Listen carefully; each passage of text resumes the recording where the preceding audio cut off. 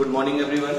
तो देखिए हम लोग क्लास 11 का फिर से आज मोल कॉन्सेप्ट वाला जो चैप्टर शुरू किए थे उसके अगले लेक्चर को कंटिन्यू करते हैं। और आज के लेक्चर में हम लोग देखो कितने टॉपिक पढ़ेंगे, है ना। Number of proton, neutron, electron और न्यूक्लियॉन्स का कैलकुलेशन कैसे करते हैं किसी सैंपल में, चार्ज कैसे निकालते हैं कूलम में किसी भी सैंपल पे, और कुछ न्यूमेरिकल का डिस्कशन करेंगे। पिछली क्लास में भी मैंने कुछ न्यूमेरिकल कराए थे लास्ट में, आज भी हम लोग पहले न्यूमेरिकल करेंगे और उसके बाद ये थ्योरी का पार्ट पढ़ेंगे, ठीक है ना। तो जैसे न्यूमेरिकल में आप देखो जरा ध्यान से, ठीक है ना। 5 न्यूमेरिकल में 5 न्यूमेरिकल लिख रखते हैं, आप देख लो, है ना। और स्क्रीनशॉट ले लो, वीडियो को थोड़ा पॉज करके आप पहले खुद से सॉल्व करिए, ठीक है ना।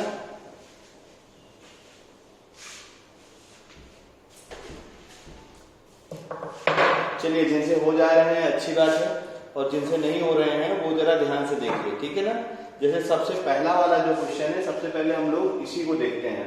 आपको क्वेश्चन को ध्यान से पढ़िए तो आपको कुछ ना कुछ उसमें नजर आएगा, एक क्लू मिलेगा जिससे हम लोग कैलकुलेट कर पाएंगे कि कैसे हम लोग इसका, ठीक है ना, इस क्वेश्चन को सॉल्व करें। क्वेश्चन पढ़िए जरा नंबर 1 नंबर पे।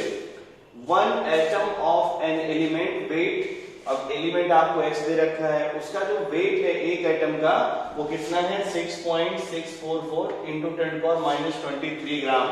और calculate the number of gram atom, ठीक है ना। कुछ लोग सोच रहे होंगे सर ये ग्राम एटम क्या है, तो ये ग्राम एटम कुछ अलग चीज नहीं है, बस थोड़ी सी एक चीज है जो आपको बतानी पड़ेगी मुझे, ठीक है ना।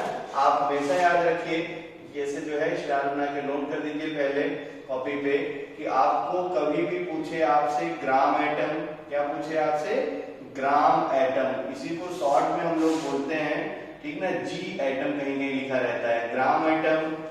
कहीं कभी भी आपसे क्वेश्चन में पूछे ग्राम मॉलिक्यूल बताओ जरा कितना है, ग्राम एटम पूछे ग्राम मॉलिक्यूल, या इसी को शॉर्ट में हम लोग, ठीक ना, बल्कि ब्रैकेट करके लिखता हूं मैं, इसी को, ठीक ना, हम लोग बोलते हैं जी मॉलिक्यूल, ठीक है ना। तो जी एटम पूछे या जी मॉलिक्यूल पूछे, ऐसे याद रखो, जी एटम या जी मॉलिक्यूल कुछ भी पूछे आपसे।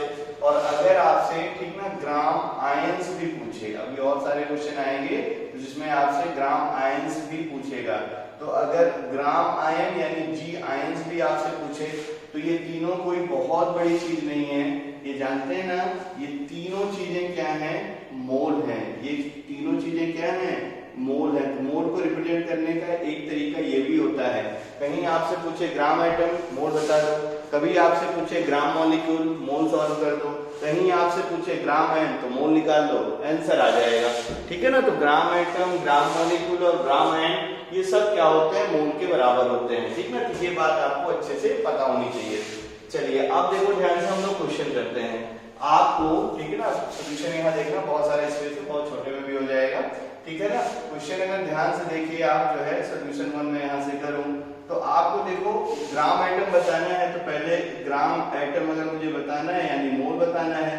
और अगर देखो ध्यान से तो सब्सटेंस का वेट गिवन है, आपको एक एलिमेंट देखो x दे रखा है और इसका जो सैंपल है ये तुम्हें दे रखा है 40 kg ऑफ इट, है ना, 40 किलोग्राम का ये सैंपल तुम्हें दे रखा है। तो यानी फार्मूला हम लोग जो मोल वाला लगाएंगे वो फार्मूला कौन सा लगाएंगे, बोलो गिवन वेट, और वो भी किसमें, ग्राम में, डिवाइडेड बाई, अब देखो ये एटम है ना, ग्राम एटम फाइंड कर रहे हैं तो हम लोग किससे डिवाइड कर देंगे, ग्राम एटॉमिक मास से। किससे डिवाइड कर देंगे, मोलर मास। अब मोलर मास एक्चुअली में यहाँ पे एटम है तो कैसे डिवाइड कर दिए हम लोग, ग्राम एटॉमिक मास से। मॉलिक्यूल होता तो ग्राम मॉलिक्यूलर मास से। अब देखना गिवन वेट तो आपको पता है कितना किलोग्राम है, 40 किलोग्राम है। अच्छा, किलोग्राम को पहले ग्राम में कन्वर्ट कर लेंगे, ठीक है ना, कर लोगे ना सब लोग, 1000 ग्राम इक्वल टू 1 किलोग्राम, तो हम लोग 40 किलोग्राम को ग्राम में कन्वर्ट कर लेंगे, कोई प्रॉब्लम नहीं होने वाली है। तो हम लोग सीधा अगर वेट लिख देता हूं मैं, है ना, 40 इंटू कितना हो गया, देखो 1000 इतना ग्राम हो गया, divided by gram atomic mass of capital x, ठीक है ना। अब देखना ध्यान से, अपने को यही चीज नहीं पता है, जो एटम आपको x दे रखा है इसका जो है आप देखो जरा ध्यान से one atom of element X, एक एटम X का वेट दे रखा है, लेकिन एक मोल एटम का मास नहीं दे रखा है। और तुमको मैं बहुत दिन पहले बताया था, आज तो पहली क्लास में, कि अगर तुमसे पूछे कि ग्राम एटॉमिक मास क्या होता है, तो ग्राम एटॉमिक मास क्या होता है, बोलो, मास ऑफ वन मोल एटम। ठीक ना, ग्राम एटॉमिक मास क्या होता है, मास ऑफ वन मोल एटम। एक मोल एटम का जो मास होता है उसी को हम लोग क्या बोलते हैं, ग्राम एटॉमिक मास। तो अब देखना ध्यान से, mass of one mole atom. अब mass of one mole atom अगर निकालना है मुझे, तो आपको अच्छे से पता है, देखो क्या हो जाएगा formula, mass of one atom मतलब एक एटम का कितना मास है, और एक मोल में कितने एटम होते हैं, एक मोल में एटम होते हैं 6.02 10⁻23। ठीक है ना। तो अब देखना भाई, एक मोल एटम का मास सही है, तो एक मोल में कितने एटम है, 6.02 10⁻23। और अगर मुझे एक एटम का मास पता चल जाए तो दोनों मल्टीप्लाई कर दूंगा, तो टोटल ग्राम एटॉमिक मास पता चल जाएगा, यानी मास ऑफ वन मोल एटम पता चल जाएगा। तो हम लोग क्या करेंगे, सब डेटा यहाँ देखो पता है अपने पास। एक मोल एटम का मास कितना है, देखो 6.644 इंटू 10⁻23, और एक मोल एटम में कितने नंबर होते हैं, देखो 6.02 10⁻23। राउंड ऑफ करके सॉल्व कर लेना, और ये कितना आ जाएगा तुम्हारा 40 के बराबर ये वैल्यू आपको मिल जाएगी। बात क्लियर हो गई होगी। अब तो ग्राम एटम बताना एकदम आसान है ना, मैं यहीं से सीधा सीधा लिख देता हूँ। तो यानी देखना ध्यान से, इस वाले एक्सप्रेशन से अगर मैं सीधा लिखूं तो जी एटम कितना हो गया, है ना, बोलो ध्यान से, ग्राम एटम है ना, गिवन वेट कितना हो गया 40 इंटू 1000 ग्राम, है ना, ये वेट किसमें हो गया, ग्राम में, और आपने सॉल्व भी कर लिया। ग्राम एटॉमिक मास कितना हो गया 40 40 कैंसिल हो गया, तो कितने ग्राम एटम आंसर हो गए तुम्हारे 1000। ठीक है ना, ये हो गया फर्स्ट प्रॉब्लम, समझ में आ गया होगा। ठीक है ना, लॉजिक आपको पकड़नी है। ग्राम एटम, ग्राम मॉलिक्यूल, ग्राम आयन सब क्या होता है, मोल। ग्राम एटम, ग्राम आयन, ग्राम मॉलिक्यूल सब क्या होते हैं, मोल। ठीक है ना, और इसको आपको अगर कैलकुलेट करना है तो फार्मूला वही वाला है, वेट गिवन होगा तो वेट लगाएंगे, वॉल्यूम गिवन होगा तो वॉल्यूम लगाएंगे, और पार्टिकल्स गिवन होंगे तो पार्टिकल के फार्मूले से मोल निकालेंगे। और ये बात याद रखिए, ग्राम एटॉमिक मास क्या होता है, मास of one mole atom. Gram molecular mass क्या होता है, मास ऑफ वन मोल मॉलिक्यूल। बात क्लियर हो गई होगी। चलिए ये पहला क्वेश्चन को मैं इरेज करता हूं। आप देखो जरा ध्यान से, क्वेश्चन नंबर 2 है ना, क्वेश्चन नंबर 2 जिनका सॉल्व हो गया अच्छी बात है, जिनका नहीं सॉल्व हुआ है जरा वो ध्यान से देखिए, और जिनका सॉल्व हो गया है वो जरा आंसर भी मैच करिए। ठीक है ना, चलिए, what will be the volume occupied by one mole atom। ध्यान से देखना, one mole atom of a monoatomic gas और one mole atom of a diatomic gas। अच्छे से याद रखो, तुम्हारे पास देखो one mole atom है, बता रहा, पूछ रहा है कि कितना वॉल्यूम ऑक्यूपाई करेगा जब ये मोनोएटॉमिक है, और कितना वॉल्यूम एक एटम ऑक्यूपाई करेगा जब ये तुम्हारा डायटॉमिक है।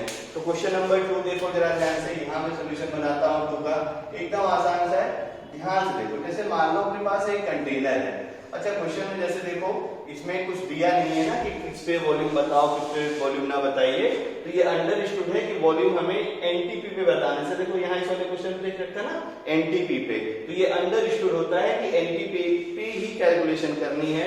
एनटीपी या एसटीपी आप जानते भी हैं इसको बड़े अच्छे से, तो अगर यहाँ दिया रहे तब भी अच्छी बात है, ना दिया रहे तब भी कोई डरने की जरूरत नहीं है। तो अब देखो ध्यान से, हमने एक सैंपल कंटेनर ले लिया, और इस कंटेनर को अगर ध्यान से देखो वॉल्यूम बताना है, इस कंटेनर को हम लोग लिख देते हैं, कहाँ पे रख देते हैं, एसटीपी पे, और इस कंटेनर को हम लोग कहाँ रख देते हैं, एनटीपी पे।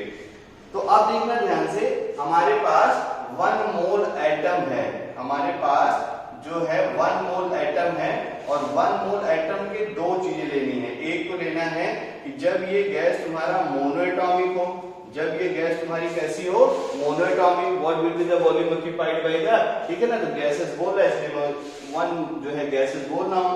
तो अगर ये तुम्हारा देखो मोनोएटॉमिक गैस हो जाए, और यही जो आपकी गैस है ये क्या हो जाए, बोलो, डाई एटॉमिक गैस हो जाए। ठीक है ना, पूछ रहा है कि बताइए जरा कितना वॉल्यूम ऑक्यूपाई करेगा, तो यानी फर्स्ट का आंसर देखो, तो मोनोएटॉमिक मतलब क्या हो गया कि आपके पास ये एक एटम है, और इस एक एटम को आप ले जाके यहाँ पुट करेंगे, इसके होल वॉल्यूम को वो एक एटम क्या करेगा, ऑक्यूपाई कर लेगा। बात समझ में आ गई होगी। तो यानी फर्स्ट का आंसर कितना हो गया 22.4 लीटर, यानी एक एटम का जो वॉल्यूम आएगा, यानी जो आपका इस वॉल्यूम मोनोटॉमिक गैस का जो वॉल्यूम आएगा वो कितना हो जाएगा 22.4 लीटर, क्योंकि आप जानते हैं ना 1 मोल अगर तुम्हें दे रखा है तो 1 मोल का मतलब ही क्या होता है बोलो 22.4 लीटर। क्लियर हो गया होगा। अब देखना ध्यान से, डायटोमिक गैस है तो डायटोमिक गैस मतलब ये देखो 2 एटम हो गए। अब हम लोग जब डायटोमिक गैस को यहाँ फिलअप करेंगे तब क्या होगा, देखो जरा ध्यान से, ये 2 एटम यहाँ से जाएंगे और इसको फिलअप करेंगे, यानी इसके मोल वॉल्यूम को ये दोनों एटम मिलके क्या करेंगे कवर अप कर देंगे। बात समझ में आ गई होगी। तो सेकेंड का आंसर जो हो जाएगा वो कितना हो जाएगा भाई, एक है तो कितना खा रहा है 22.4, तो 2 है तो कितने खा जाएंगे, 2 से डिवाइड कर दो 11.2 लीटर। बात क्लियर हो गई। तो ये हो गया आपका सेकेंड वाला प्रॉब्लम, ठीक है ना। तो ये है, अगर भाई कंटेनर फिक्स है तो एक अगर मोनोटॉमिक गैस जाएगी, 1 मोल जितना कंटेनर उससे ज्यादा होना नहीं है तो जाके पूरे वॉल्यूम को ऑक्यूपाई कर लेगा, यानी 22.4 लीटर, और जब 2 एटम जाएंगे तो वो भी पूरे वॉल्यूम को ऑक्यूपाई कर लेंगे, तो एक कितना खा जाएगा 11.2 लीटर। आई होप सेकेंड वाली प्रॉब्लम भी आपको समझ में आ गई होगी, ठीक है ना। अब हम लोग बढ़ते हैं प्रॉब्लम नंबर 3 पे, ठीक है ना। तो थर्ड वाले प्रॉब्लम को ध्यान से देखिए, ठीक है ना। सॉल्यूशन नंबर 3, तो आप देखो जरा ध्यान से थर्ड में कैसे हम लोग सॉल्व करते हैं। तो थर्ड वाले प्रॉब्लम को फिर से देखो, एकदम अच्छे से जरा पढ़िए इस क्वेश्चन को। Calculate the number of atom present in, ठीक है ना, 5.6 litre of monoatomic gas and आपका डायटोमिक गैस। कुछ नहीं करना है, पहले आप, मैंने कल भी बोला था, जब तक फार्मूला ना याद हो जाए तब तक आप फार्मूला लिखते रहिए। Number of atom equal to क्या होता है बोलो, सैंपल का मोल, ठीक ना, मोल ऑफ सैंपल इनटू बोलो क्या होता है एटॉमिसिटी, और इनटू क्या होता है बोलो एवोगैड्रो नंबर। ये है नंबर ऑफ एटम निकालने का फार्मूला। सैंपल तुम्हें गिवन है, और सैंपल क्या गिवन है 5.6 लीटर, है ना। मोनोटॉमिक गैस में कितने एटम होंगे और जब ये डायटोमिक होगा तब कितने एटम होंगे। तो पहले हम लोग सैंपल का मोल निकालते हैं। क्या गिवन है वॉल्यूम, फार्मूला क्या लगाएंगे गिवन वॉल्यूम, ठीक है ना, divided by standard molar volume. अब देखो गिवन वॉल्यूम कितना है 5.6 लीटर। अब ये अगर लीटर में गिवन है तो डिनोमिनेटर कितना लोगे बोलो 22.4 लीटर, क्योंकि आपको पता ही है स्टैंडर्ड मोलर वॉल्यूम 22.4 लीटर अगर लीटर में गिवन है। तो ये सब देखो कैंसिल हो गया, ये सब भी देखो कैंसिल हो गया, और अगर इसको सॉल्व कर दिया जाए तो बताओ कितना हो जाएगा तुम्हारा 4 टाइम्स चला जाएगा, ठीक है ना। तो यानी मोल अगर देखो ध्यान से तो कितने मोल हो गए 1/4 मोल आपका ये सैंपल का मोल पता चल गया। क्लियर हो गया होगा ये। तो अब देखो ध्यान से फर्स्ट पार्ट को हम लोग सॉल्व करते हैं। तो नंबर ऑफ एटम है ना, नंबर ऑफ एटम इन, सबसे पहले है तुम्हारे पास मोनो एटॉमिक गैस में कितने एटम होंगे। तो अब देखो ध्यान से फार्मूला ऊपर मैंने लिख कर रखा है। अब सीधा हम लोग आंसर बनाते हैं। बोलो सैंपल का मोल कितना 1/4, मोनो एटॉमिक है तो एटॉमिसिटी कितनी हो गई 1 इनटू क्या हो गया एवोगैड्रो नंबर। तो आंसर कितना हो गया, कितने जो है एटम हो गए Na/4। अगर आपसे न्यूमेरिकल में ऑप्शन दे रखा है तो Na की वैल्यू तुम्हें पता ही है 6.02 10⁻23 डिवाइडेड बाय 4 कर दो, जो आएगा वो आंसर हो जाएगा। सेकंड वाला पार्ट देखो ध्यान से, आपको क्या बताना है नंबर ऑफ एटम है ना इन डाई एटॉमिक। इसमें जरा देख लेते हैं इन डाई एटॉमिक। तो डाई एटॉमिक गैस के लिए बात करेंगे तो सैंपल का मोल 1/4, एटॉमिसिटी 2 इनटू क्या हो गया एवोगैड्रो नंबर। सॉल्व कर लो कितना हो गया 2, तो कितने मॉलिक्यूल हो गए Na/2। वैल्यू अगर पूछा तो 6.02 10⁻23 और divided by 2। I hope problem number 3 भी समझ में आ गया होगा। अच्छा लग रहा है ना सबको। तो मेन है इस चैप्टर में कि आपको फॉर्मूले याद होने चाहिए। फॉर्मूले याद हो तो फिर टक टक आंसर आते चले जाएंगे, ठीक है ना। आपको कुछ भी करने की जरूरत नहीं है, बस क्या पूछ रखा है और क्या गिवन है इस चीज को अपने को फोकस करके रखना है। आई होप थर्ड प्रॉब्लम भी आपकी क्लियर हो गई होगी, ठीक है ना। इसके बाद वाली जो प्रॉब्लम है उसको भी एक बार आप ट्राई करिए, जल्दी जल्दी ट्राई करो।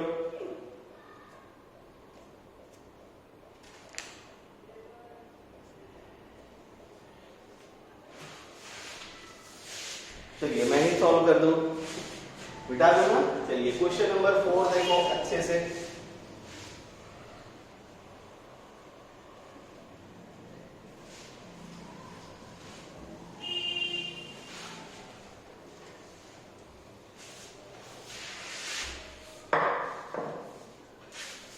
चलिए 4 में देखो ध्यान से, calculate number of each element present in 122.5 gram of potassium chlorate. इसमें आपको सारे एटम बताने हैं।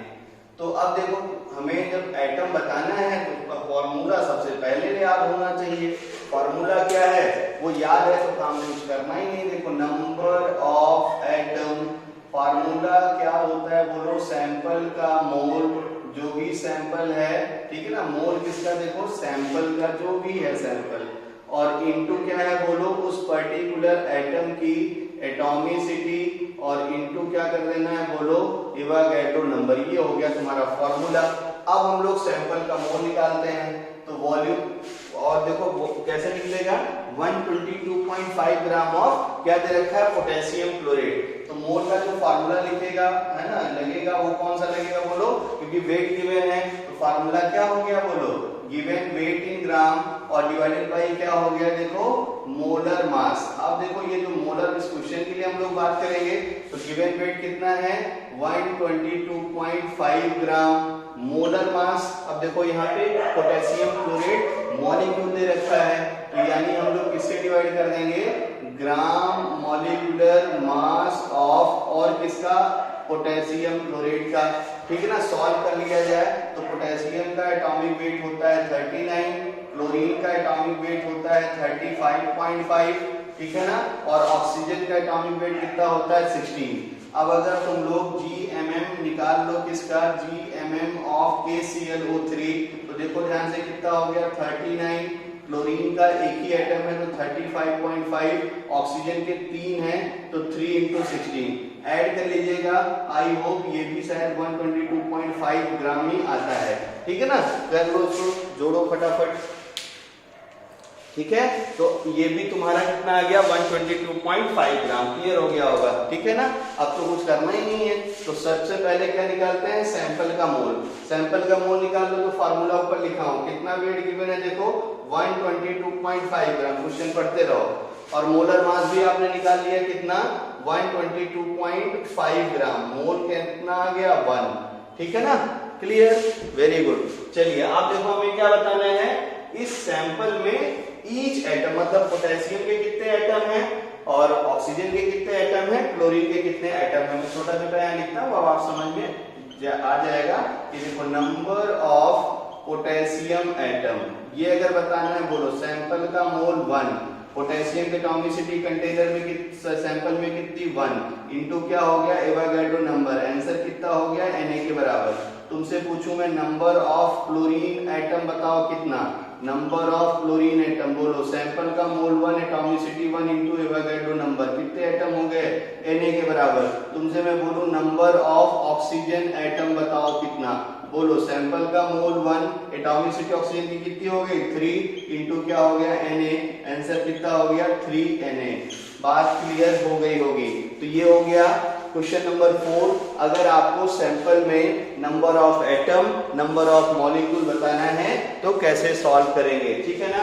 क्वेश्चन नंबर 5 दिख रहा होगा सबको, नंबर ऑफ, है ना, calculate number of oxygen atom and its weight, ठीक है ना, इन 50 ग्राम ऑफ कैल्शियम कार्बोनेट। तो पहले नंबर ऑफ एटम बताते हैं और फिर कैल्शियम कार्बोनेट का हम लोग, कैल्शियम कार्बोनेट में कितना ऑक्सीजन का वेट है ये भी हमें कैलकुलेट करना है, ठीक है ना। चलिए सॉल्व करते हैं, जो है इसको भी हम लोग, ठीक है, बहुत सारे लोग सॉल्व कर लिए होंगे।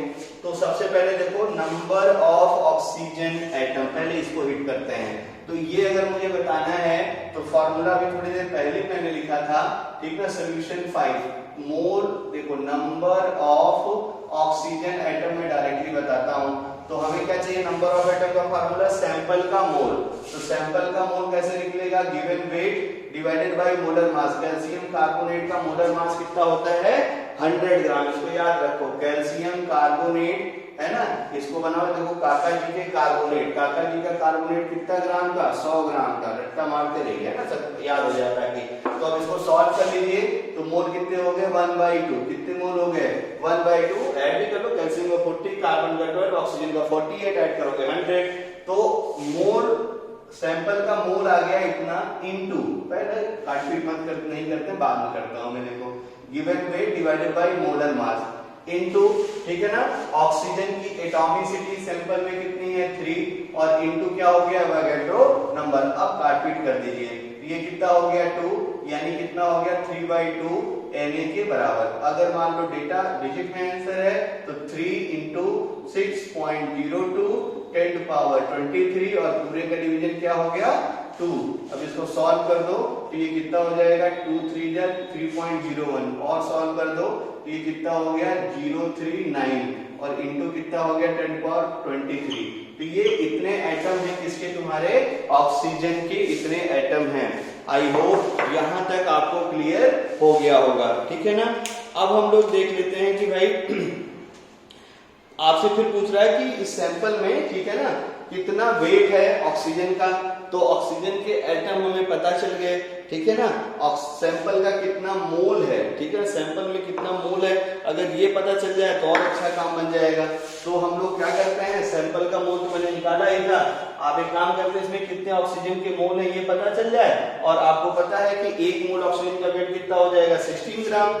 तो कितना इस सैंपल में ऑक्सीजन का वेट है कैलकुलेट कर लेंगे। कैसे कैलकुलेट कर लेंगे, ये देखो जरा ध्यान से, है ना। तो तुम्हें पता है, यहां से मैं फिर लिख देता हूं, number of mole calcium carbonate, है ना, कितना हो गया देखो 5 डिवाइडेड बाई 100, 50 डिवाइडेड बाई 100, यानी कितना हो गया 1/2, यानी कितना हो गया 0.5, ठीक है ना।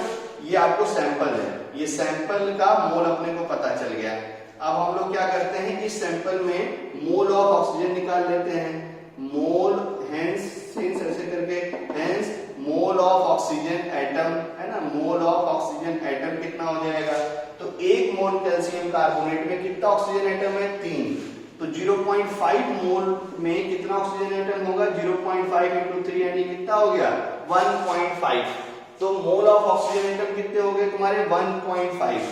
हेंस अब देखना मुझे क्या बताना है, मास ऑफ ऑक्सीजन एटम। तो मास ऑफ ऑक्सीजन एटम इस पूरे सैंपल में, mass of oxygen atom in sample, in given sample जो भी है इसमें आपको बताना है। तो गिवन सैंपल में अगर मुझे बताना है तो देखो जरा ध्यान से, इस सैंपल में ऑक्सीजन के कितने मोल हैं 1.5, और 1 मोल ऑक्सीजन का वेट कितना होता है 16, मल्टीप्लाई कर दो कितना आ जाएगा तुम्हारा 24 ग्राम, यानी इस पूरे सैंपल में ऑक्सीजन का कितना वेट है 24 ग्राम के बराबर। क्लियर हो गया। अच्छा एक बार और समझा देता हूं। सबसे पहले ऑक्सीजन का एटम बताता है, एटम बताने के लिए फार्मूला लगाया ना, सैंपल का मोल एटॉमिसिटी इनटू एवोगाड्रो नंबर, और ये आंसर आ गया। फिर आपको क्या करना है, इसी सैंपल में ऑक्सीजन का कितना वेट है ये पता करना है। तो हम लोग पता कर लेते हैं कि इस सैंपल के अंदर ऑक्सीजन का कितना, ऑक्सीजन एटम का कितना मोल है ये, क्योंकि ऑक्सीजन एटम का वेट पूछ रखा है देखो आपसे, तो कितने ऑक्सीजन एटम के मोल है ये पता चल जाए। तो 1 मोल ऑक्सीजन एटम का वेट कितना होता है 16, तो जितना मोल ये है उसका वेट कितना हो जाएगा 16 से मल्टीप्लाई कर देंगे और आपको आंसर मिल जाएगा। आई होप ये 5 प्रॉब्लम आपको बहुत अच्छे से क्लियर हो गई होगी। इस टाइप से प्रॉब्लम एग्जाम में आया करते हैं, और यहां तक आप अच्छे से, ठीक ना, न्यूमेरिकल को अगर अच्छे से समझ में आ गया तो वेरी गुड, नहीं तो वीडियो फिर से यहां तक का रिवाइंड कर लीजिए।